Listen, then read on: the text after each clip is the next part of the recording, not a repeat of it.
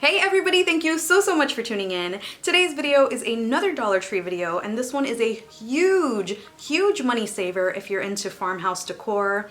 If you've been following any of the farmhouse hashtags on Instagram, looked in a magazine, or if you've even just gone outside, you've noticed that a lot of people that are into farmhouse decor have totally jumped on the layered doormat trend. This is so cute, and it's basically a buffalo check or plaid doormat on the bottom and your regular doormat on top, but it is quite pricey because the bottom doormat alone, if you do a quick Google search, is anywhere from $30 to $40. So today we are going to do all of those layers for about $4, make it look nice and chic and farmhouse, all the things for super cheap. Anyway, I really hope that you enjoy this video and stick around by subscribing to this channel. Once you hit that subscribe button, we instantly become best friends. Did we just become best friends? Yup! And please go ahead and hit that notification bell so you know every time I post a video. Anyway, let's go ahead and get started. For this tutorial, I'm going to be using the fleece scarves from Dollar Tree, and they do come in different patterns.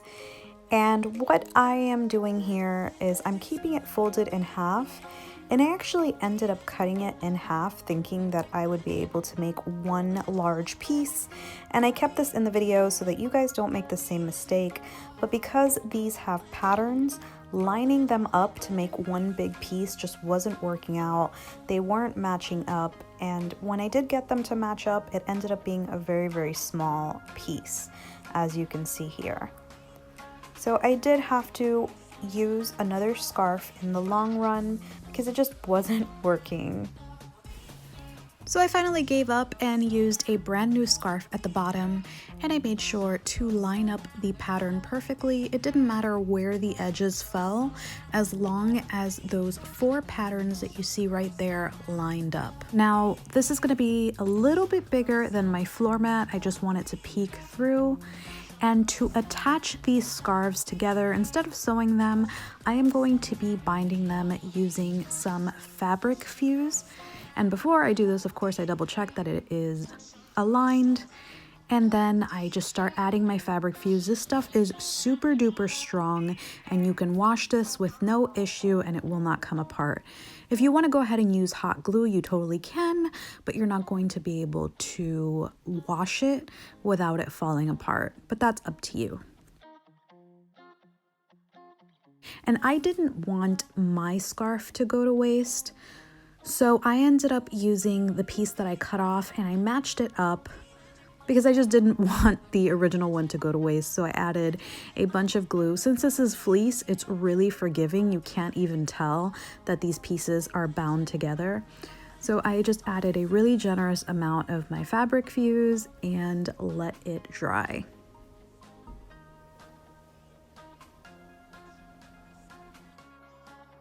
The doormat that I'm going to be using is this welcome one from Dollar Tree, and you can use it as is, but we are going to be a little extra and use the back side and do our own design. But before we can do that, I am going to attach these together just so that it doesn't move around. And I would normally do this with the fabric fuse, but I went ahead and used my hot glue because I was just being a little impatient. But like I said, if you do want to wash this, you are going to have to use fabric fuse or sew these things together. But it is totally your preference and where you are going to be placing this doormat. So I'm making sure that I cover everything. You don't have to put these together, but since we're going to make that bottom piece non-slip, I want to make sure that everything is just attached so there are no accidents at all.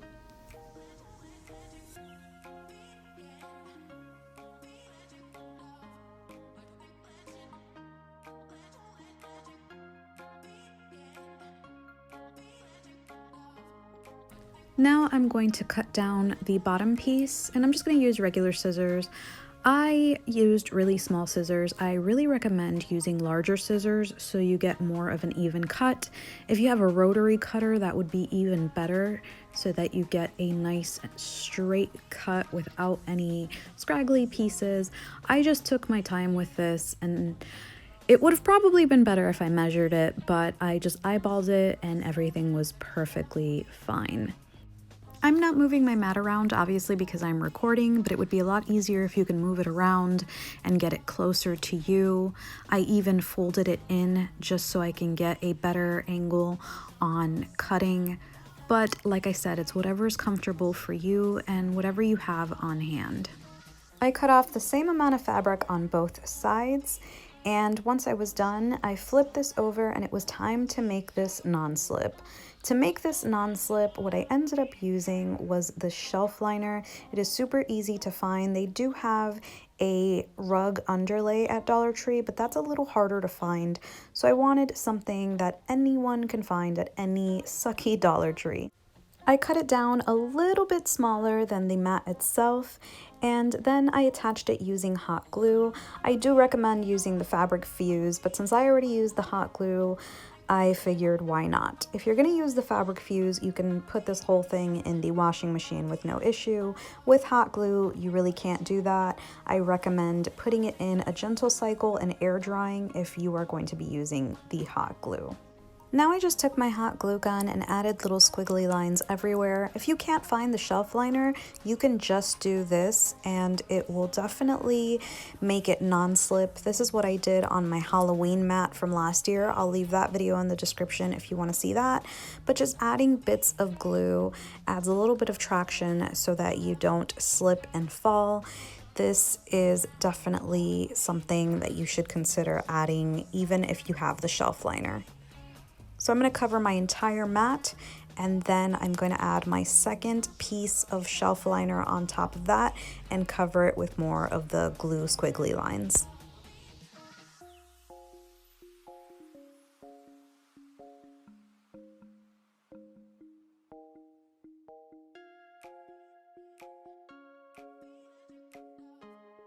When all the glue was completely dry, I flipped over my mat, which isn't moving around as much. And for the art, you can use these vinyl letters from Dollar Tree and cut them out. And the reason you would cut them out is so you can use them as a stencil, meaning you would be getting rid of the actual letter itself and peeling it off of the backing. This is a method that I used in one of my Halloween ones. So you basically just pull this out and place it on here and then dab your paint on top. But I wanted something a little bit different, so I'm going to use a highlighter or literally any marker or pencil, and I'm going to write out just a simple hello.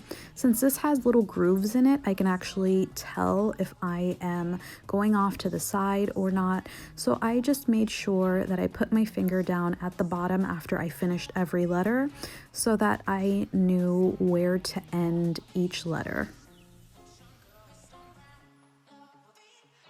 If you really don't trust your handwriting, I would stick to the vinyls.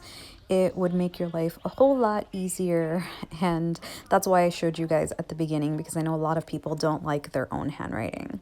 But make sure that if you're doing it this way, you use a color that is not darker than your mat. And next, I'm going to use some black paint. This one is for glass, but you would want to look for something that says multi-surface. The glass one does work. I ended up using a really, really small brush and basically just traced over using my brush. By the way, both of those colors were purchased at Walmart. They have different kinds of acrylic paint for outdoor, for glass, and they're all super cheap. I've used glass paint for outdoor with no issue, but you want to make sure that you find something that at least says outdoor, just to make sure that this doesn't fade away, because this is a lot of work and a lot of time, and you just don't want your work to wash away. So I am taking my time making sure that I make it look as neat as possible. And then I'm going to make sure that it dries really, really well before I put it outside. This is completely optional, but as added security, you can always cover your entire design with Mod Podge. I know a lot of people who make these doormats professionally and they seal their design in, but that is completely optional. So once it is completely dry, you can set it outside and bam, you have a beautiful non-slip farmhouse inspired doormat, and it was only $4. If you liked this video, please don't forget to give me a thumbs up, and thank you so much for watching. Till next time.